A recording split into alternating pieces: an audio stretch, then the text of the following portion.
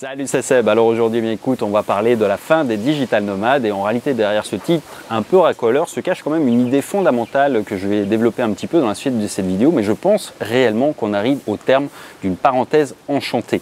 D'ailleurs, si tu ne me connais pas encore, eh bien je parle d'expatriation puisque moi je suis expatrié en Asie depuis 2010 et je t'invite d'ailleurs à t'abonner à la chaîne si ce n'est pas encore fait.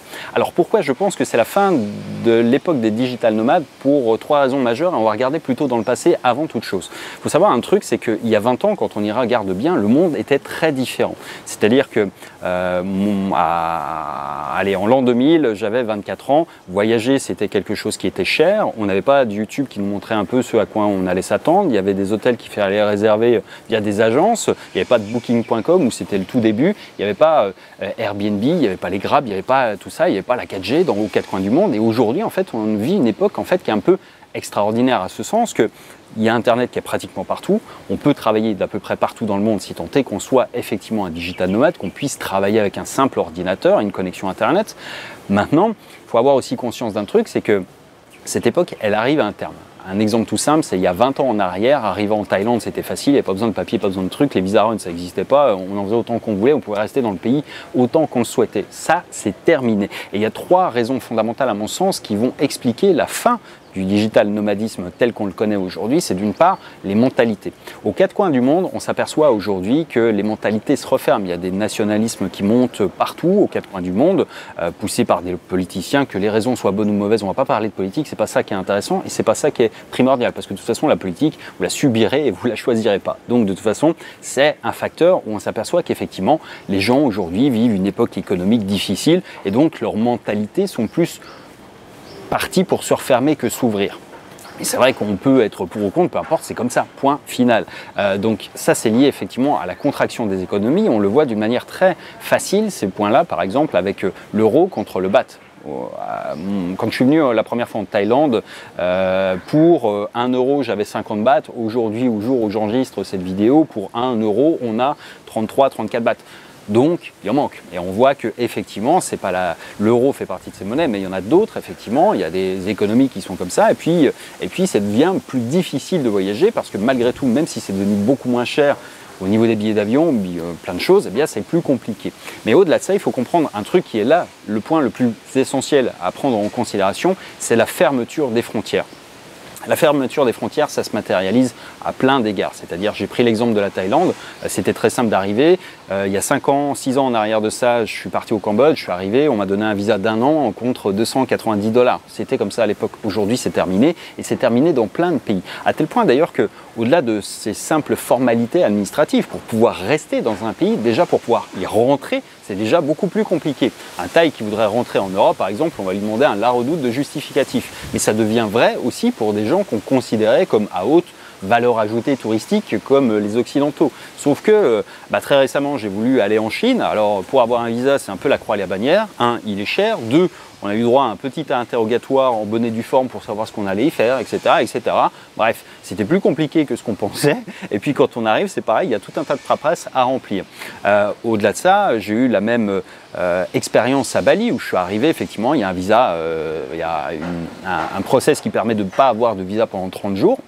Simplement, quand on arrive, eh bien, voilà, ils sont légitimement en droit de poser des questions et tout ce qui sort un peu de leur champ de vision ou ce qui ne les intéresse pas, ils sont capables de le bloquer. Moi, j'ai été bloqué 45 minutes pour justifier de qui j'étais, ce que je faisais, parce que mon visa qui me permet de résider en Thaïlande, ils ne le connaissaient pas. Bref, parce que je cochais pas beaucoup de cases et je me suis voilà, mangé 45 minutes d'interrogatoire. Ça, c'est pas très grave en soi, mais on voit que c'est quand même une évolution de la mentalité. C'est-à-dire qu'ils filtrent de plus en plus et ça, c'est juste pour les touristes. On ne parle même pas des gens qui veulent s'installer. Et encore une fois, je raisonne en étant un Français, un détenteur d'un passeport français qui arrive pour dépenser de l'argent en vacances à Bali. Bali, ce n'est pas non plus la 3e économie du monde. Il faut en avoir conscience. Donc, c'est pareil au Cambodge, c'est pareil dans tous les pays et ça va être de plus en plus identique. C'est-à-dire que finalement, il y a un point sur lequel les États sont tous identiques et vont tous converger, c'est que les gens n'aiment pas les nomades. Les gens qui n'ont pas d'adresse, qui n'ont pas une situation claire, qui n'ont pas un endroit où ils vivent, où ils peuvent recevoir du courrier, un truc où ils ont un boulot normal aux yeux des gens qui attribuent les visas ou qui les contrôlent, ça devient suspect et ça va être de plus en plus problématique. Il y a bon nombre de personnes qui se font pas refouler, mais pas loin, en allant à Singapour, parce que Singapour, pour le coup, c'est une économie riche, et eux, ils n'aiment pas voir des gens qui arrivent avec un passeport qui est stampé de plein de tampons.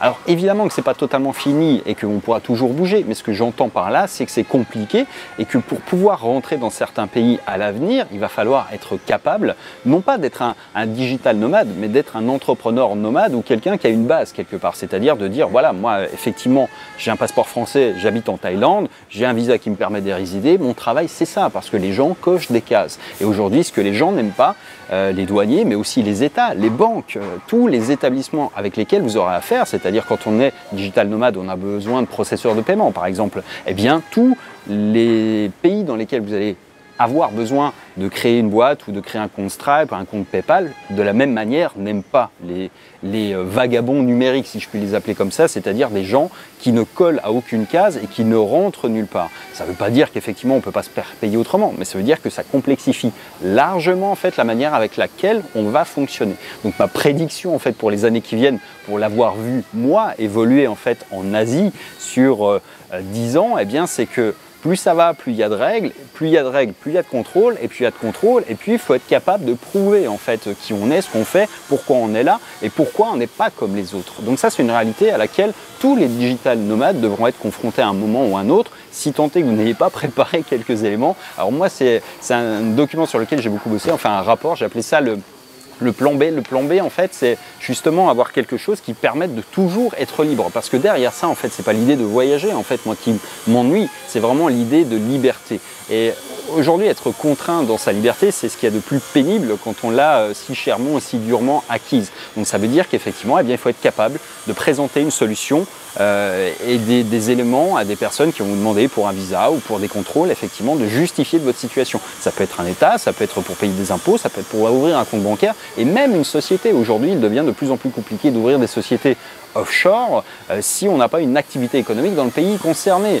Exemple, vous voulez ouvrir une boîte à Hong Kong, si vous n'avez pas de clients à Hong Kong, a priori ça devient de plus en plus compliqué. Et puis surtout, aujourd'hui, vous aurez surtout un interlocuteur en banque qui va vous dire ouais mais pourquoi tu as besoin d'un compte en banque si déjà ta boîte est à Hong Kong, ok, mais tu n'as pas de clients sur place et toi tu n'habites même pas à Hong Kong. Et c'est ça la réalité qui va se produire de plus en plus, c'est-à-dire que le flicage numérique est en place à grande échelle et à partir de 2021, on sera vraiment à l'apogée de ce que l'Occident aura produit, coordonné avec les États-Unis, et si on met de l'autre côté le bloc de la Chine, vous voyez un peu le truc. C'est pas un tableau que je noircis, c'est juste une réalité qui est comme ça.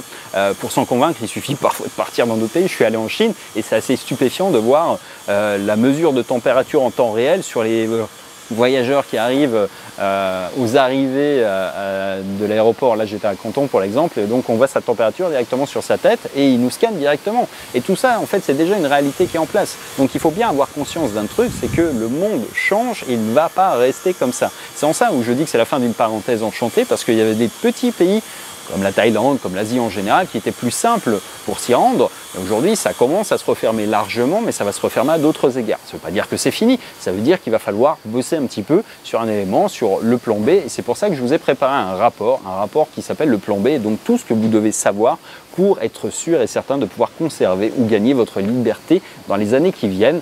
C'est à télécharger, c'est gratuit pour l'instant, ça ne sera peut-être pas toujours au moment où vous regarderez cette vidéo, donc vérifiez-le en cliquant dans le lien qui est dans la description, et puis pensez à ça surtout, c'est l'idée que le monde change et rien n'est jamais acquis, et au contraire, tout se remet en question très vite. Aujourd'hui, il y a des justifications politiques, économiques, il y a des enjeux majeurs en termes de fiscalité. Par exemple, pensez que les États, ça ne les arrange pas vraiment que les gens puissent se promener comme ça aux quatre coins du monde, ouvrir des comptes bancaires aux quatre coins du monde et ne payer d'impôts nulle part. Donc évidemment, il va falloir avoir une stratégie en place, parce que les acteurs en face, ce n'est pas des petits, c'est les États, c'est les banques, c'est les services d'immigration, et eux, ils sont là pour faire respecter un espèce d'ordre qui tient en fait à la survie même des États, c'est-à-dire que ces règles-là, c'est celles qui leur garantissent de pouvoir être sûrs d'avoir des clients à facturer, c'est-à-dire des contribuables.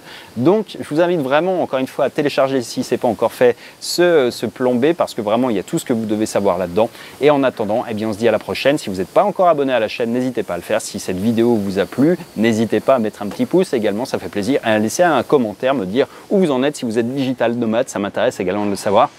Donc partagez-moi un peu vos expériences, si vous avez été bloqué à certains endroits, à certaines frontières, c'est intéressant aussi de pouvoir le partager avec la communauté. Bref, en attendant, on se dit à très bientôt dans une prochaine. Ciao!